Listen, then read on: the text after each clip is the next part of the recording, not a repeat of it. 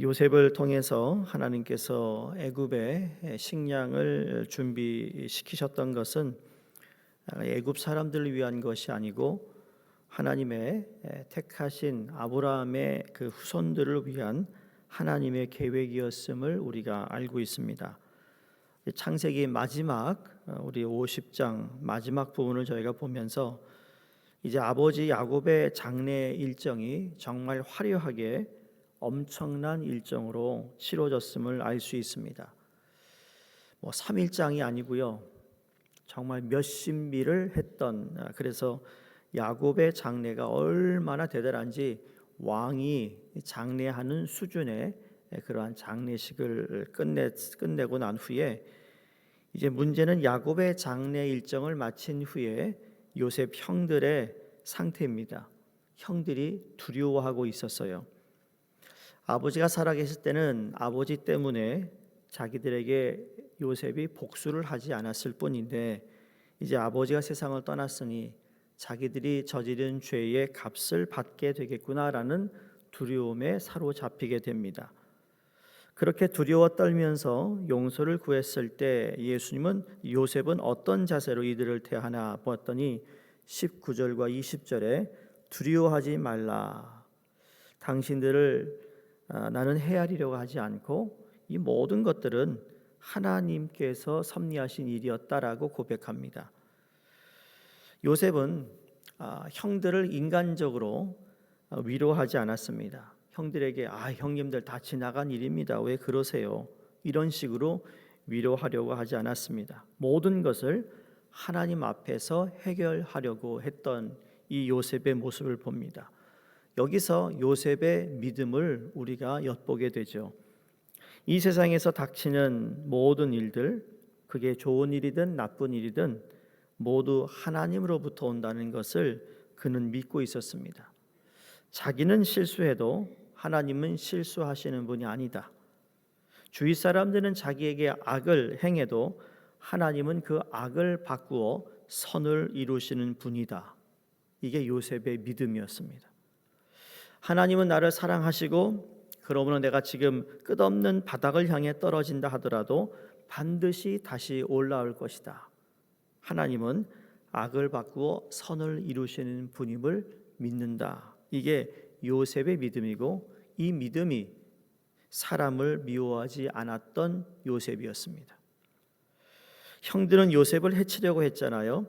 그들의 악한 짓 때문에 요셉은 그 아까운 젊음을 인생 밑바닥에서 불행하게 보냈습니다. 그러나 요셉은 이 모든 것이 하나님께서 자기를 통해 많은 사람을 구원하시기 위한 과정이었음을 알았다라는 거예요. 그의 노예 생활과 그가 받은 말씀이 성육신되는 과정이었습니다. 물론 요셉의 형들은 악을 행한 게 맞습니다. 그러나 하나님은 그 악도 선으로 바꾸셨다라는 거죠. 근데 이제 와서 요셉이 형들의 잘잘못을 따진다면 그건 하나님보다 더 높은 자리에 앉은 셈이나 마찬가지라는 겁니다. 많은 경우 우리가 이러한 문제로 인해 크게 실수하거나 또는 잘못 생각하는 부분이 바로 이 부분이라고 생각해요. 내가 실수했고 잘못했는데 또는 남의 실수나 잘못으로 큰 어려움과 고통에 빠지게 되었을 때 하나님께서 그 악을 선으로 바꾸어 놓으셨잖아요. 그런데 우리는 그때부터 잘못을 따지기 시작한다는 거예요. 그때 나는 그렇게 하지 말았어야 했어 라든지 그 사람을 믿었던 게 정말 큰 잘못이야. 그러면서 그 사람은 왜 나한테 그런 짓을 했을까 하면서 다 끝난 일을 들추어내며 자기 가슴을 치며 또 가까운 사람들에게 화풀이를 해야만 직성이 풀리는, 지금 상황이 벌써 다 끝났는데 하나님은 악을 선으로 바꾸어 놓으셨는데 우리는 그때부터 사람들을 심판하려고 한다는 거예요. 이것이 바로 하나님보다 더 거룩해지려는 것이고 하나님보다 더 완전해지려고 하는 것이라는 거죠. 하나님께서는 요셉의 그 악한 상황을 바꾸어 선을 이루셨을 때 그 요셉이 끝까지 하나님 앞에서 어떤 자세로 살았느냐가 중요하거든요. 그러니까 우리가 주의할 것은 일이 다 끝난 후에 반성회를 열어가지고 자신을 하나님의 자리에 올려놓지 않아야 된다는 겁니다.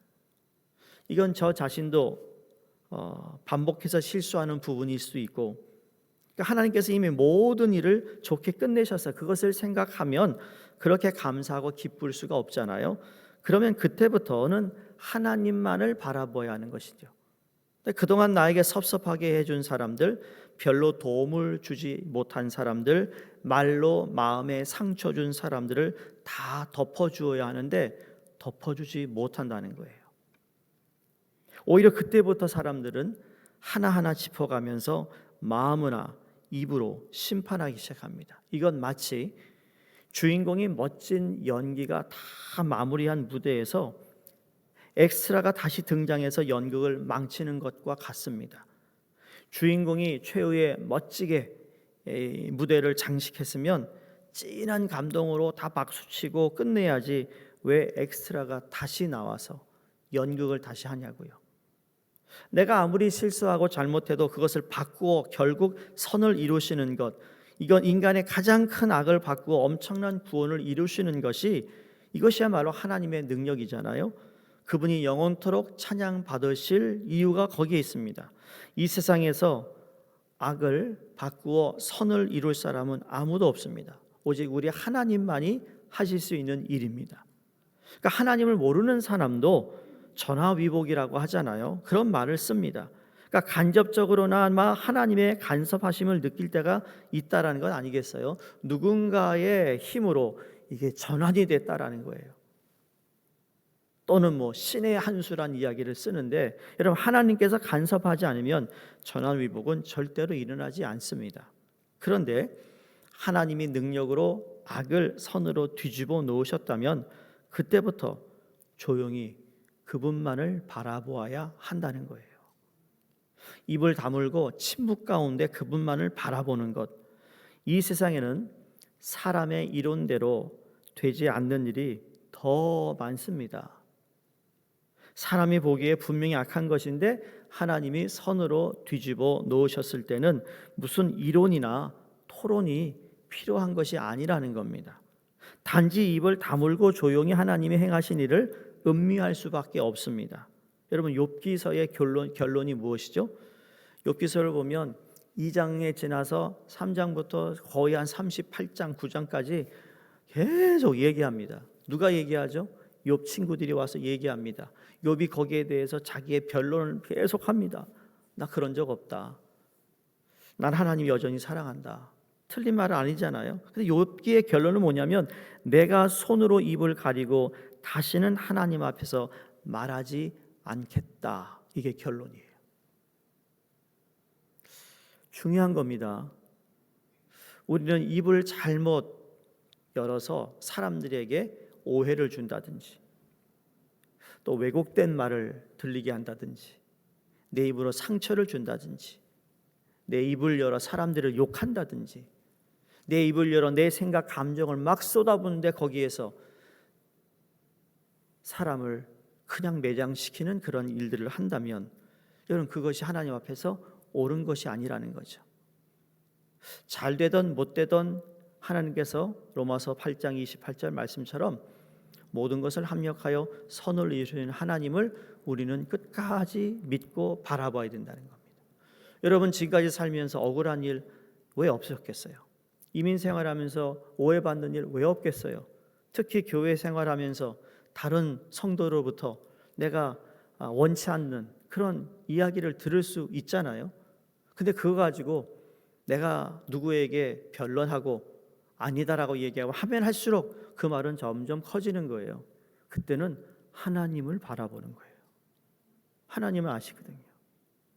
그 두려운 마음으로, 야, 저러다가 하나님 한번 치시면 크게 휘청거릴 텐데, 그런 두려운 마음으로 하나님 앞에 내 자신이 욥의 말씀 이야기처럼 내가 손으로 입을 가리고 다시는 하나님 앞에서 말하지 않겠다. 그래서 욥에게 하나님 회복시키기 전에 그 친구들에게 나타난 하나님 말씀하잖아요. 너희들 욥에게 했던 모든 말 사과하고 그 죄에 대한 번제를 하나님께 드리고 그게 하나님이 그들에게 얘기한 겁니다. 그런 상황을 보면서 욥이 깨달은 거예요. 자기가 아무리 하나님 앞에서 의롭다 살았고 친구들에게 내가 그렇지 않았다 할지라도 지금 하나님이 하고 있는 일인데 네가 이렇다 저렇다 말하지 않아도 된다는 이야기예요. 이 사실을 우리도 믿어야 된다는 겁니다. 우리 하나님은 악을 선으로 바꾸시는 분입니다. 믿으세요? 우리에게 일어나는 모든 일은 좋은 일이든 나쁜 일이든 전부 하나님으로부터 오는 것입니다. 맛있는 맛, 포도주뿐만 아니라 쓴 잔도 하나님이 주십니다. 예수님도 쓴 잔을 마셨잖아요. 근데 우리는 그 쓴 잔을 마시지 않으려고 한다고요. 주님은 그것을 아시고도 그 쓴 잔을 한 방울도 남기지 않고 다 마시셨습니다. 그런 의미의 요셉은 미래의 사람이었습니다. 처음부터 미래를 바라보는 비전을 가지고 있었어요. 그가 애굽의 노예 생활을 견딜 수 있었던 것이 바로 이 비전이 있었기 때문이라는 겁니다. 내가 지금은 노예 생활을 하지만 이것이 나의 전부가 아니다라는 것을 그는 이미 말씀과 환상을 통해 보았어요. 내가 여기에서 음란한 여자의 유혹에 넘어간다면 진짜 비참해지고 말 것이다 라는 것을 그는 알았습니다. 요셉이 가졌던 이 비전이 결국 요셉 자신과 주변의 많은 사람을 살려낸 것이라는 거예요. 흉년이 끝난 후에도 그에게 비전이 있었습니다. 무엇입니까? 이스라엘 자손을 통해 새로운 하나님의 나라를 세운다는 비전이 그에게 있었습니다. 그래서 50장 21절에 당신들은 두려워하지 마소서 내가 당신들과 당신들의 자녀를 기르리이다 하고 그들을 간곡한 말로 위로하였더라. 참 이런 사람이 있을까 할 정도입니다. 이게 바로 믿음의 사람의 모습이라는 거죠. 믿음이 있으면 이러한 고백을 할 수 있다라는 거죠. 내가 기르리다라는 것은 단지 키운다, 양식을 공급하는 것이 아니라 그들을 온전히 책임지겠다라는 약속의 말입니다. 자신이 목자가 되어서 그들이 다시는 두려워하거나 궁핍에 빠지지 않도록 지켜주겠다. 그리하여 그동안 사실상 갈기갈기 찢어져 있었던 이스라엘 12지파는 요셉의 지팡이 아래 다시 하나로 단합하게 됩니다. 그 안에는 가나안 여자가 낳은 아이도 있고 애굽 여인이 낳은 아이도 있지만 아무런 차이나 갈등 없이 다 공동체로 자라게 된 것이죠. 하나님께서 이렇게 하나된 이스라엘 공동체를 통해서 여러분 하시려고 하는 일이 무엇일까요? 마치 이들이 한 사람인 것처럼 능력으로 애굽에서 해방시키는 것입니다. 수백만 명이 집단으로 여러분 탈출해서 성공한 예는 인류 역사상 출애굽 사건밖에 없다라는 거 아세요? 인류 역사상 지금도 말이죠. 저쪽에 난민들이 자꾸 있잖아요. 난민들이 이제 외국으로 나오죠. 여러분 그 난민들이요. 수백만 명이 한꺼번에 같은 길을 통로로 여러분 난민을 어떤 나라에 가서 난민이 되는 경우가 있나요? 없어요. 수백몇 명이 똑같이 나와서 똑같은 목적지로 향해서 들어간 사람들은 인류 역사상 출애굽에 하나님의 백성밖에 없었다는 거예요. 대단하지 않습니까?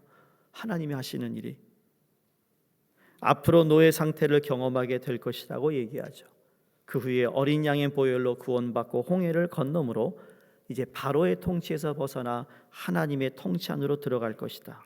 신의 산에서 하나님과 언약을 맺고 그의 백성이 됨으로써 하나님의 나라가 가시적으로 이 땅에 세워질 것이다. 요셉은 그 미래를 보았던 것입니다. 여러분 우리는 우리의 미래를 봅니다. 무엇이죠? 이 세상의 모든 나의 갈 길 다 가도록 끝내 마지막은 어디예요? 하나님의 나라.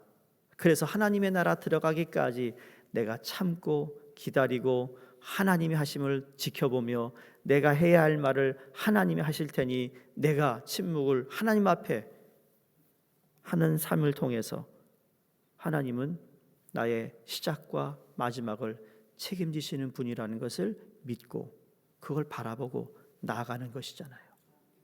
사도 바울도 내가 표대를 향해 달려간다. 이건 이미 그가 하나님 안에 그리고 하나님의 영원한 나라에 들어갈 거에 대한 확신을 가지고 있었어요. 그러나 아직 갈 길이 먼 거예요. 고난이 있다라는 거죠. 그 고난이 나로 하여금 저 표대를 향하여 들어가는 꼬린 지점까지 방해되는 요소가 될 수 없고 장애가 될 수 없다라는 것을 고백한 거나 마찬가지라는 겁니다. 그래서 오늘 25절 26절을 보시면 요셉이 이스라엘 자손에게 맹세를 합니다. 너희들 맹세해라. 하나님이 반드시 당신들을 돌보시고 여기서 내 해골을 메고 올라가겠다 하라. 지금 야곱도 입관만 했어요. 요셉도 입관만 한 것이고 나중에 다 해골을 가나안 땅으로 떠날 때 가지고 갑니다.